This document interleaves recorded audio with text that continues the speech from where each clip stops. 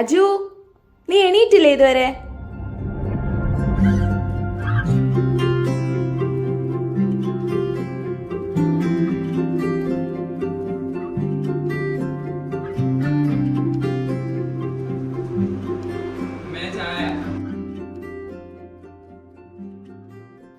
Friends എന്ന ജനപ്രിയ സീരീസിലൂടെ പ്രശസ്തനായ ഹോളിവുഡ് താരം മാത്യു പെറി അന്തരിച്ചു.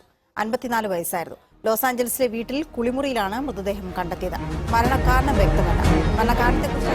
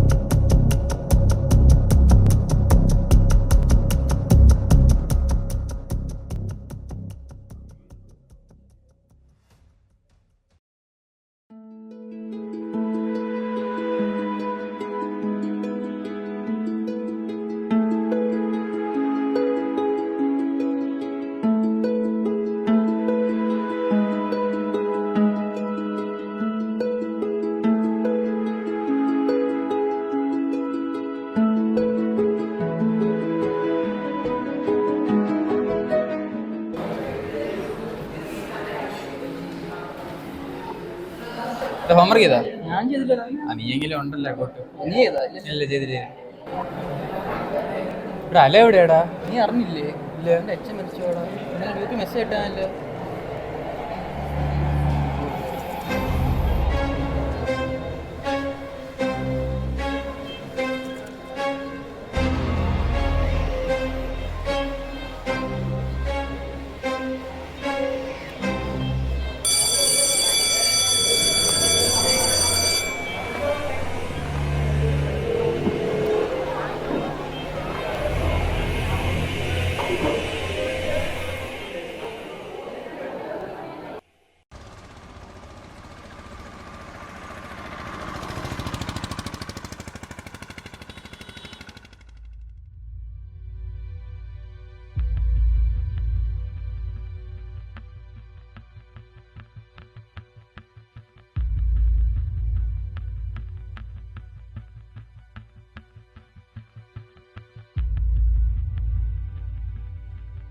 അല എവിടെയാടാ? നീ അറിഞ്ഞില്ലേ? ഇല്ല. എൻ്റെ അച്ഛൻ മരിച്ചോടാ. ഇന്നലെ വീട്ടിൽ മെസ്സേജ് ഇട്ടാനല്ലോ.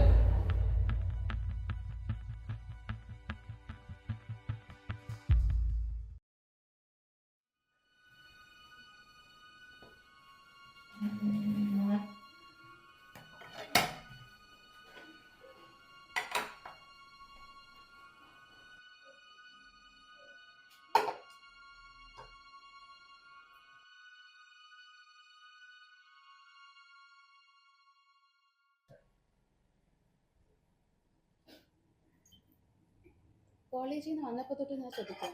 നിനക്ക് എന്ത് പറ്റി? നിനക്ക് എന്തെങ്കിലും പ്രശ്നം ഉണ്ടെങ്കിൽ ഞങ്ങളോട് പറ അജു.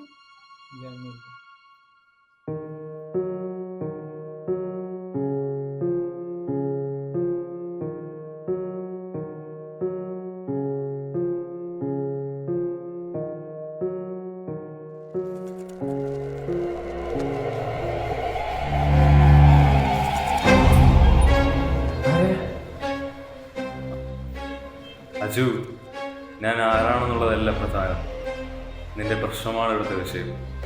എന്റെ പേര് നിങ്ങൾക്ക് എങ്ങനെ അറിയാം? നിനക്ക് ഇപ്പോൾ ഉള്ളതൊരു പ്രശ്നമല്ല, മറിച്ച് ഒരുപാട് ആളുകൾ കിട്ടാത്ത ഒരു പ്രശ്നത്തിന്റെ ഉത്തരമാണ്. എന്ത് പ്രശ്നം? നീ മറ്റുള്ളവർ തമ്മിൽ വ്യത്യാസമുണ്ട്. മറ്റുള്ളവർ അവരുടെ ബന്ധത്തിൽപ്പെട്ട ആൾക്കാരുടെ മരണത്തിന് മാത്രമേ വിഷമിക്കാറുള്ളൂ. പക്ഷെ നീ അവരെ പോലെയല്ല. അതിനുള്ള ഉദാഹരണമാണ് ഇന്നത്തെ ആ മരണവാർത്ത. ഞാനുമായി ഒരു ബന്ധമില്ലാത്തവരുടെ മരണം കേൾക്കുമ്പോഴാണ് എനിക്ക് ഒട്ടും സഹിക്കാൻ പറ്റാത്തത്. നീ വേറെ തമ്മിലൊരു ബന്ധം ഉണ്ടെങ്കിലും നമ്മളെല്ലാവരും തമ്മിലൊരു ബന്ധമുണ്ട്. അത് പക്ഷെ എല്ലാവർക്കും മനസ്സിലാകില്ല. ഒരു സമയമാകുമ്പോഴേ എല്ലാവരും ഒരു ബന്ധത്തെ പറ്റി തിരിച്ചറിയും. എനിക്കിത് മനസ്സിലാവുന്നില്ല. എനിക്കിത് പല തവണ തോന്നാറുണ്ട്. അജു, നീ എല്ലാരെയും ഒരേപോലെ കാണുന്നതുകൊണ്ടാണ് നിനക്ക് ഈ പ്രശ്നമുള്ളത്. ഒരേപോലെയോ? എങ്ങനെ? ഈ ലോകത്തിൽ ആൾക്കാർ വെറുപ്പ് മാറ്റിവെച്ച് പരസ്പരം സ്നേഹിക്കാൻ തുടങ്ങിയാൽ ആരും അവരുടെ സ്നേഹിതരുടെ മരണത്തിൽ വിഷമിക്കുകയില്ല. കാരണം എന്തെന്നറിയൂ? ഇല്ല.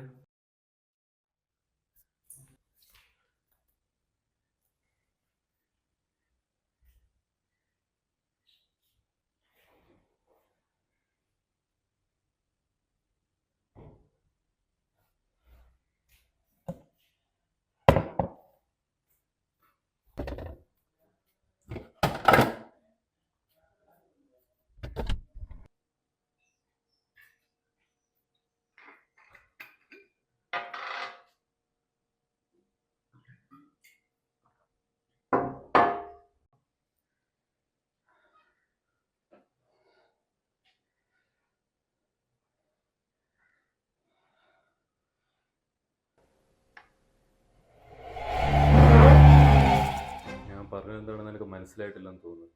ഞാൻ ഒരു കഥ പറഞ്ഞുതരാം. ഒരു ചെറിയ കുടുംബം, അച്ഛൻ, അമ്മ, നിന്നെ പോലൊരു മോൻ, ഒരു സന്തോഷ കുടുംബം. പെട്ടെന്നായിരുന്നു ആ സംഭവം. മരണം അതിഥിയെ വന്നത്. നിന്നെ പോലെ ജീവിച്ച ഒരുത്തനായിരുന്നു അവൻ. ഇനിയും ഒരുപാട് കാലം ജീവിക്കേണ്ടി വരുവാനായിരുന്നു അവൻ. അവന് വയസ്സ് 21. എന്നിട്ടും മരണം തേടി വന്നു. എന്തുകൊണ്ട്? കാരണം അവനെ അയാൾക്ക് ആവശ്യമുണ്ടായിരുന്നു. ജനിച്ചാൽ ഒരിക്കൽ മരണം ഉറപ്പ്. അതെല്ലാവർക്കും ബാധകം തന്നെ. അതുപോലെ നിനക്കും അതിൽ നിന്ന് മോചനമില്ല. തൽക്കാലം ഞാൻ ഇവിടെ വെച്ച് നിർത്തുകയാണ്. നീ ഇപ്പോൾ വിചാരിക്കുന്നുണ്ടാകും എന്തിനാണ് ഞാൻ ഇതെല്ലാം നിന്നോട് പറഞ്ഞതെന്ന്. അത് നിനക്ക് വഴിയെ മനസ്സിലാകും.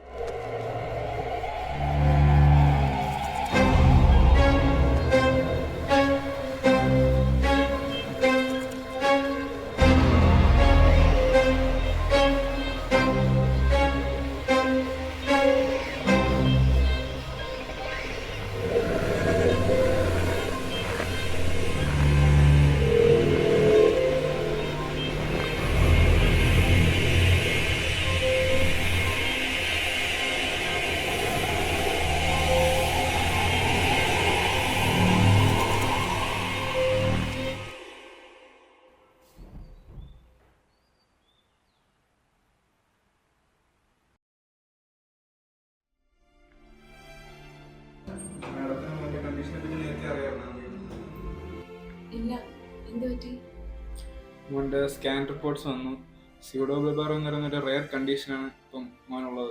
ഇതൊരു സീരിയസ് ആയിട്ടുള്ളൊരു കണ്ടീഷനാണ്.